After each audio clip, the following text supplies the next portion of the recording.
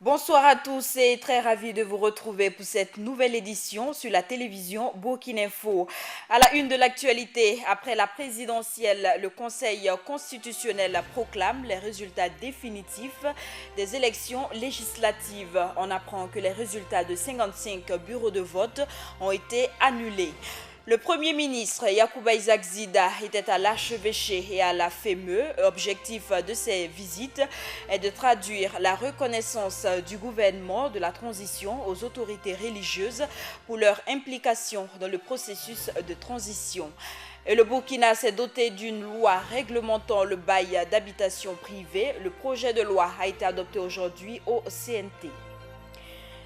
Le Conseil national, le Conseil constitutionnel procède à la proclamation des résultats définitifs des élections législatives organisées le 29 novembre 2015.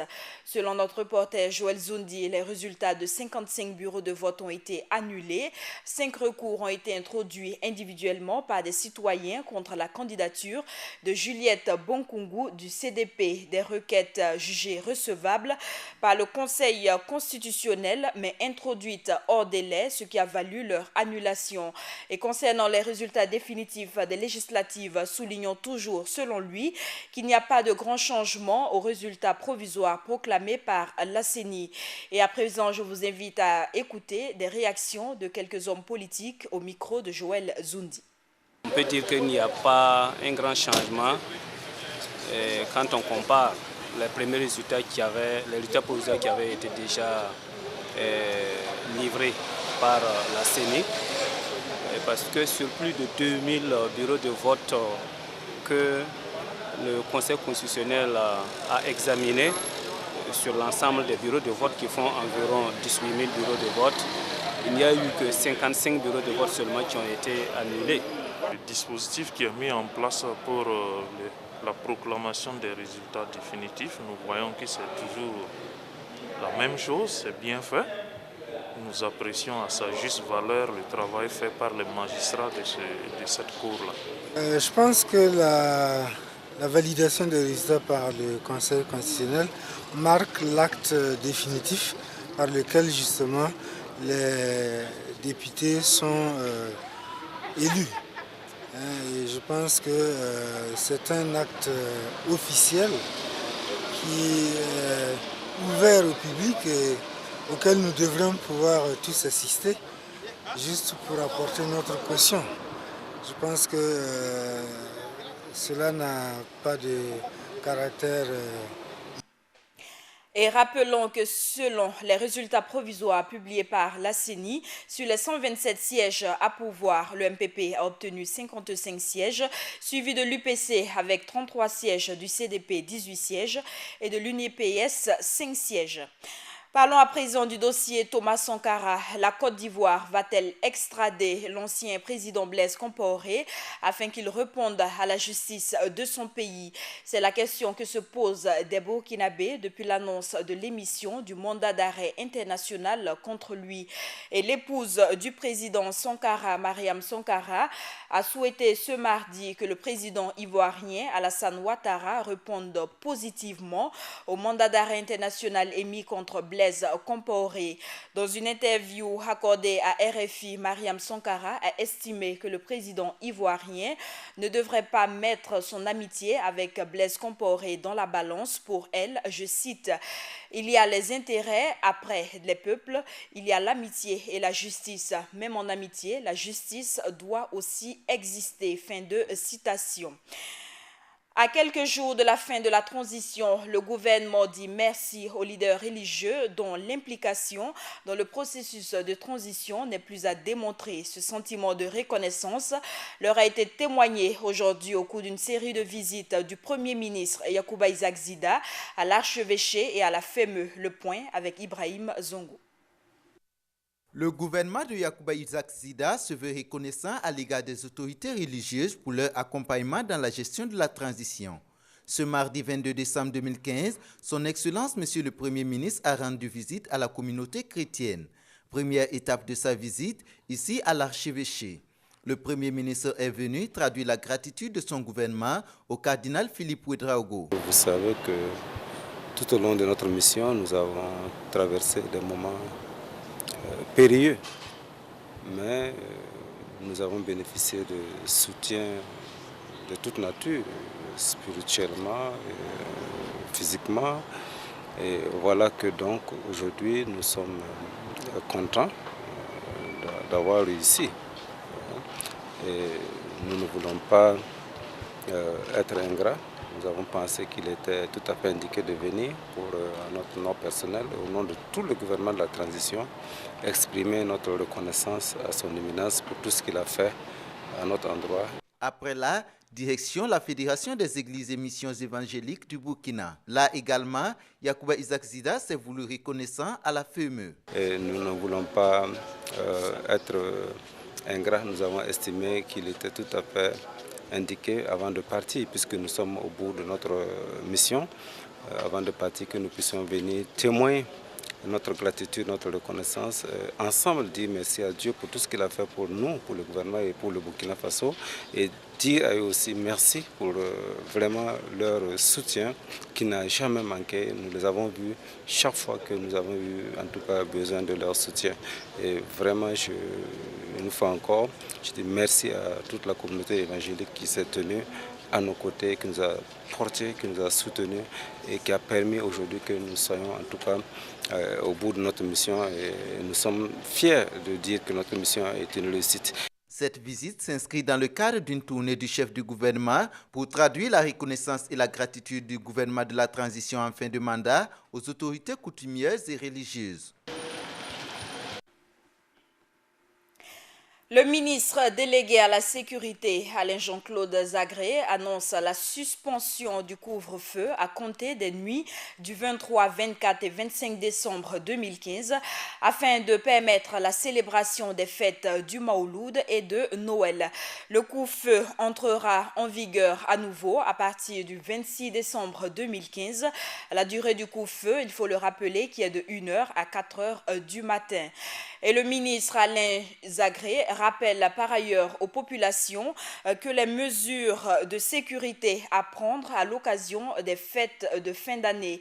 Il invite les usagers de la route au respect strict du code de la route, notamment le respect de la signalisation routière, le respect de la limitation de vitesse autorisée, l'obligation d'utilisation des pistes cyclables dès qu'elles existent pour les engins à 2 roues de cylindrée inférieure ou égale à 125 cm3, l'interdiction faite aux conducteurs de tricycles de porter des passagers et l'interdiction de surcharge, l'interdiction d'utilisation des véhicules dont les vitres sont teintées au-delà de 25%.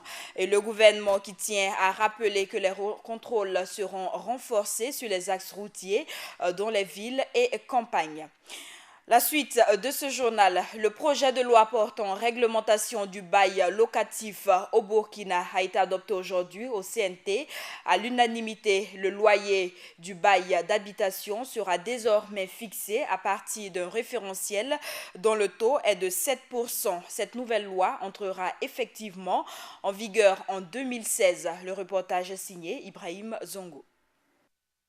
Le Burkina Faso dispose désormais d'un texte juridique pour la réglementation du bail d'habitation privé. La désormais loi portant bail d'habitation privé au Burkina Faso a été adoptée ce mardi 22 décembre 2015 par les députés du Conseil national de la transition. Le loyer du bail d'habitation sera désormais fixé à partir d'un référentiel dont le taux est de 7%. Les 6% qu'on a fait, les 7% qu'on a mis ont été calculés donc sur la base d'un investissement de 7 500 000 qui correspond aujourd'hui au Burkina Faso à la valeur locative d'un logement social, donc concernant les Burkinabés à revenus moyens.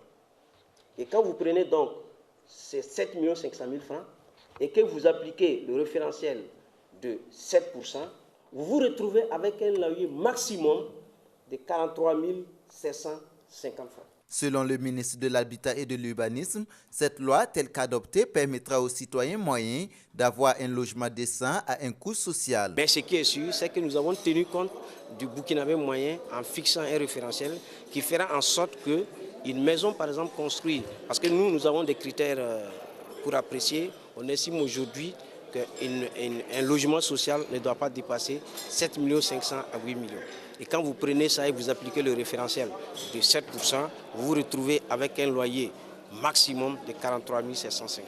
Certes, la loi a été adoptée, mais il faut encore une année pour voir son effectivité sur le terrain. La raison, René Bagoro l'explique ici. Il faut répartir le pays par zone et à l'intérieur de chaque zone, il faut tenir compte. On prend le Ouagadougou par exemple, si on considère que Ouagadougou c'est la capitale, et à l'intérieur, il faut définir plusieurs zones. Donc c'est un travail gigantesque qui ne pouvait pas être pris dans une seule loi. Ça va être fastidieux. Nous allons adopter un décret qui est d'ailleurs en préparation pour fixer ce qu'on appelle une sorte de catégorisation des prix. Ce qui permettra de savoir, lorsque vous habitez dans une maison, 2 chambres salon sur Kwame Nkrumah, construire tel ou tel matériau, ça coûte tant. Donc convaincu que l'application de cette loi permettra de poser les jalons d'un véritable encadrement juridique des baux, mais aussi d'assainir le secteur, que les 67 députés présents à la session ont adopté cette loi à l'unanimité. La persistance des inégalités et disparités liées au genre à tous les niveaux de la sphère nationale, c'est l'un des défis évoqués lors d'une session ordinaire du Conseil national pour la promotion genre. La rencontre qui s'est tenue ce matin a vu la participation du chef du gouvernement, Yacouba Isaac Zida. Des détails avec Viviane Bama. Mise en œuvre de la politique nationale, bilan et perspective, c'est sous ce thème que se tient la session ordinaire du Conseil national pour la promotion genre CONAP-Genre.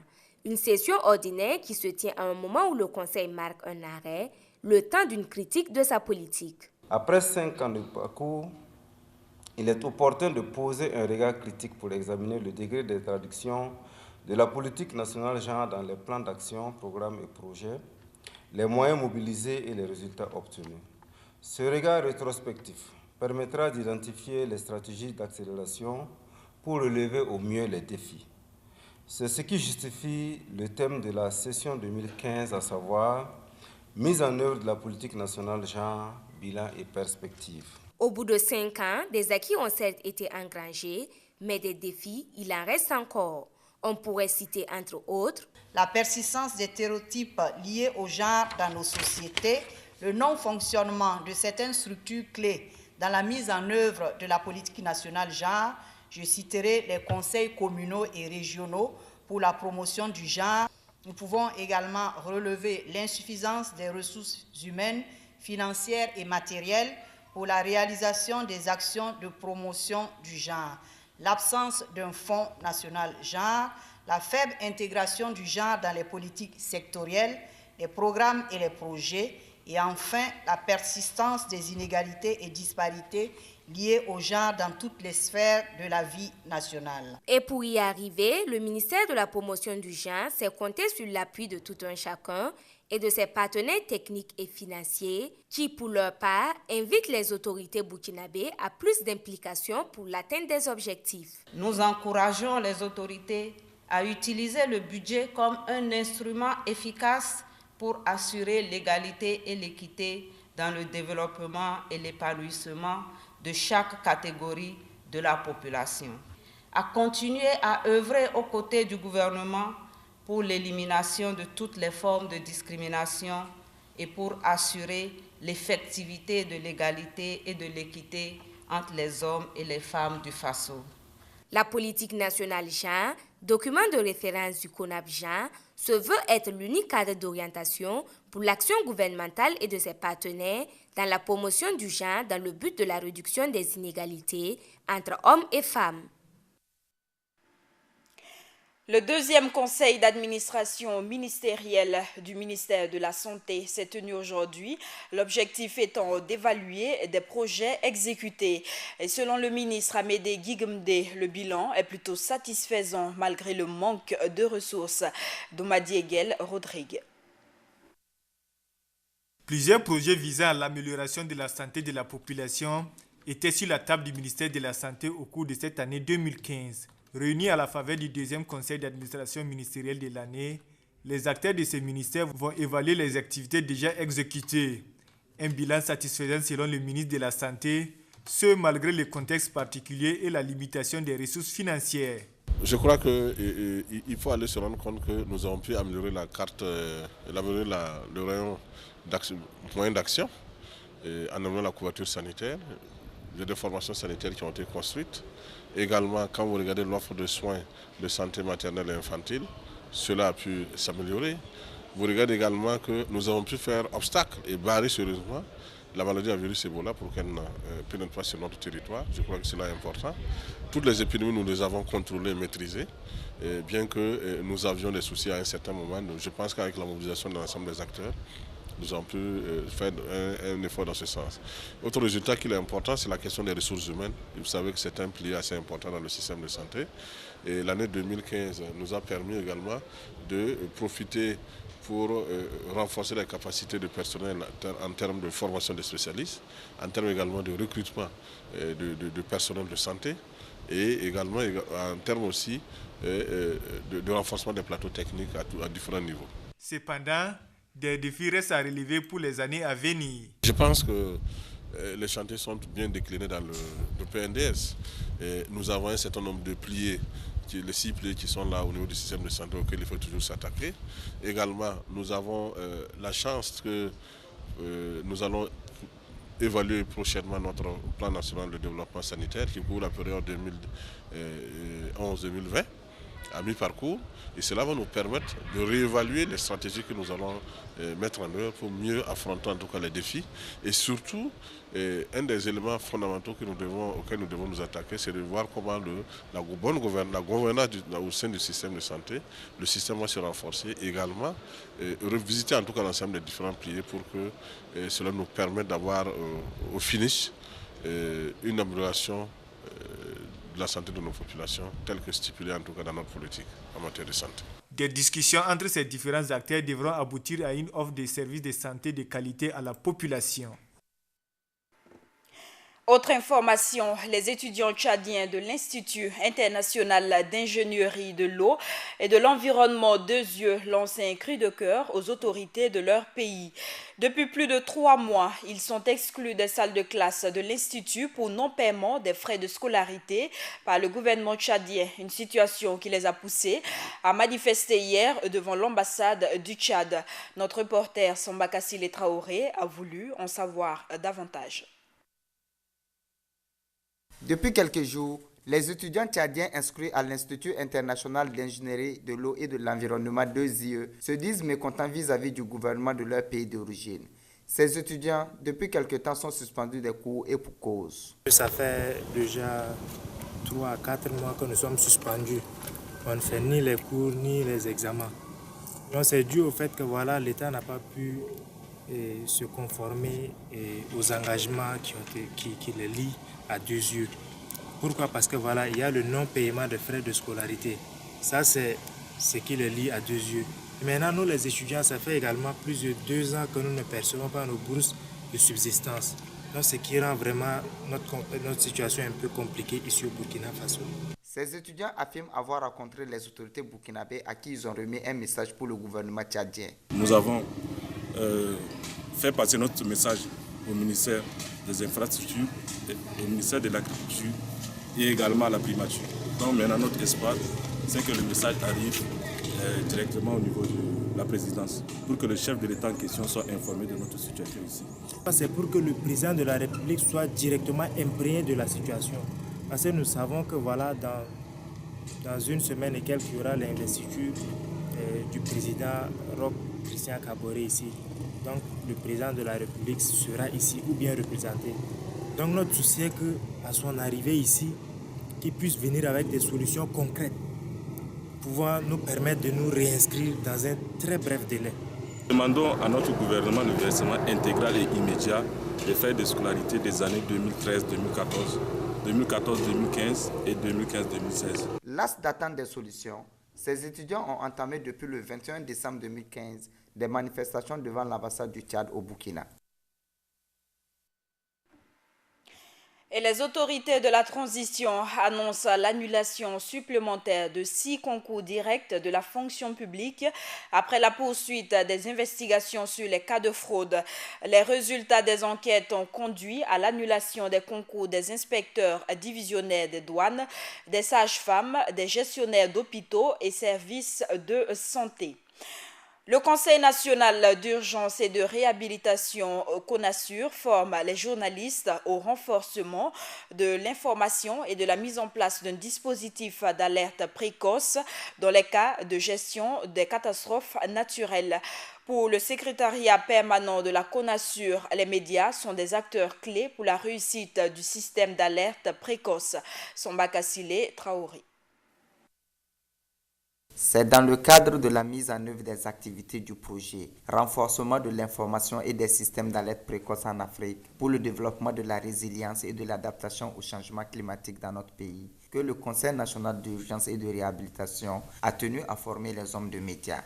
Cette formation a pour but de réduire les victimes de catastrophes naturelles à travers un dispositif d'alerte précoce. Les catastrophes, en tout cas de nos jours, font des milliers de victimes et les catastrophes compromettent le développement.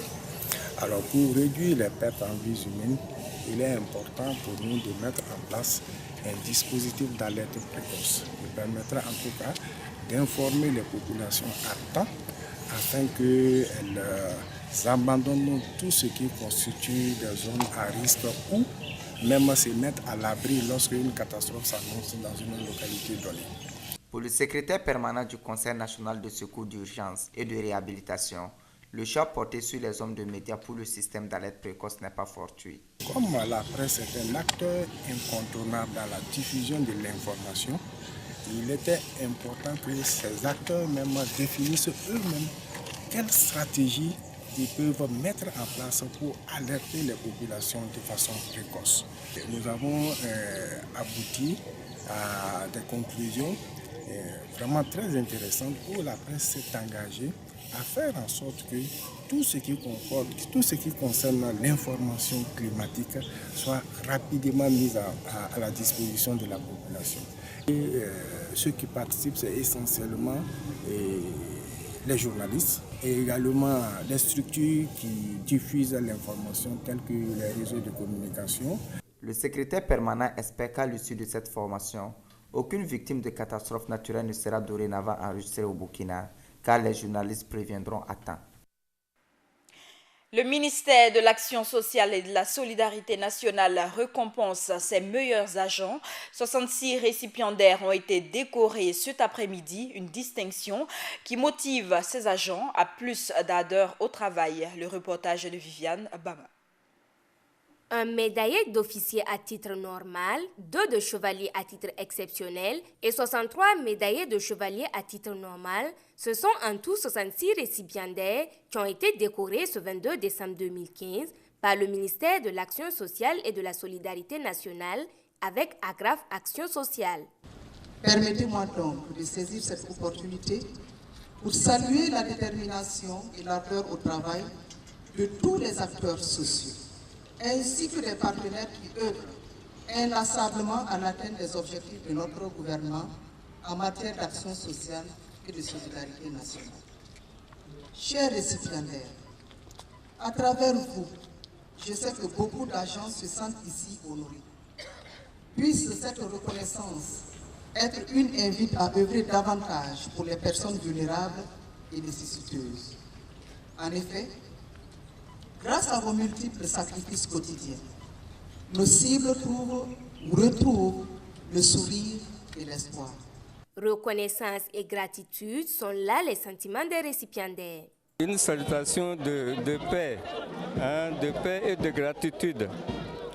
Tout à l'heure, Madame le ministre a dit que c'était une reconnaissance, mais la reconnaissance est réciproque pour ce que, disons, l'action sociale fait pour, disons, les différentes catégories, et je suis de cette catégorie, les personnes âgées.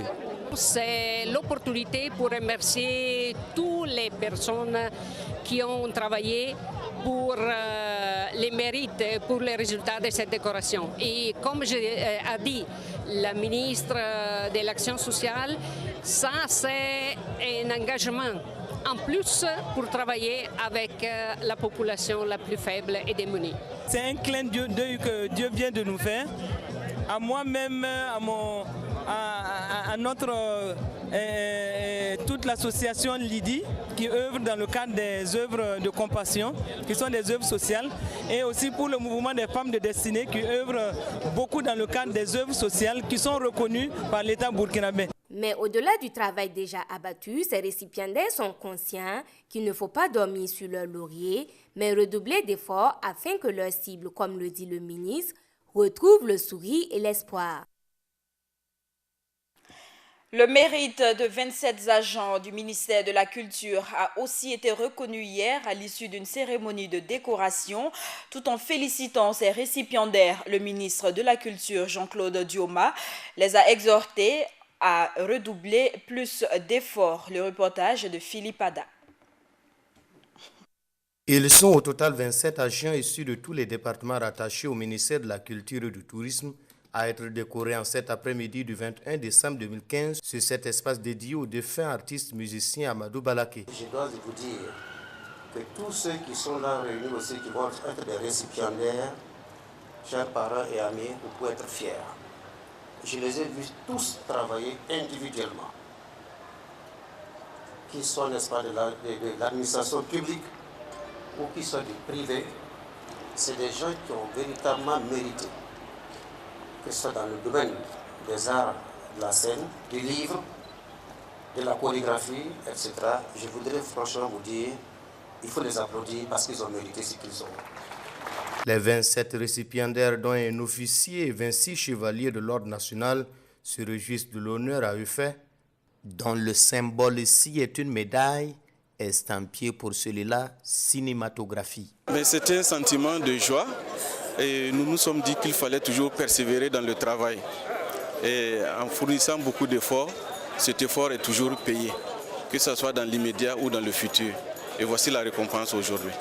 Mes supérieurs hiérarchiques ont reconnu que je travaille vraiment au service. J'ai rendu vraiment service à la nation. C'est pourquoi ils me décorent ce soir. Je suis vraiment contente et je les remercie. J'invite tous mes collègues aussi à faire comme moi.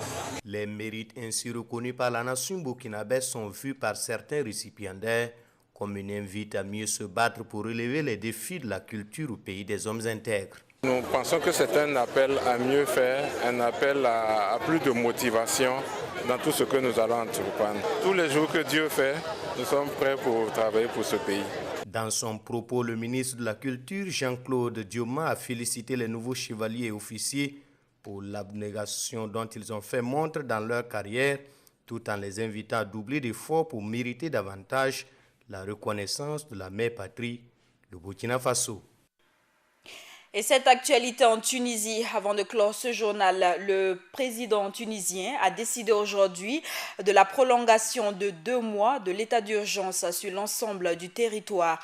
Cette mesure d'exception devait expirer demain mercredi, soit 30 jours après son entrée en vigueur. C'est le 24 novembre 2015 que l'état d'urgence avait été instauré après un attentat suicide contre un bus de la sécurité présidentielle, une attaque qui a coûté la vie à 12 personnes. Et c'est la fin de ce journal. Merci à vous qui l'avez suivi. Très bonne suite de nos programmes. L'information continue sur le site internet de Burkina Info, burkineinfo.tv.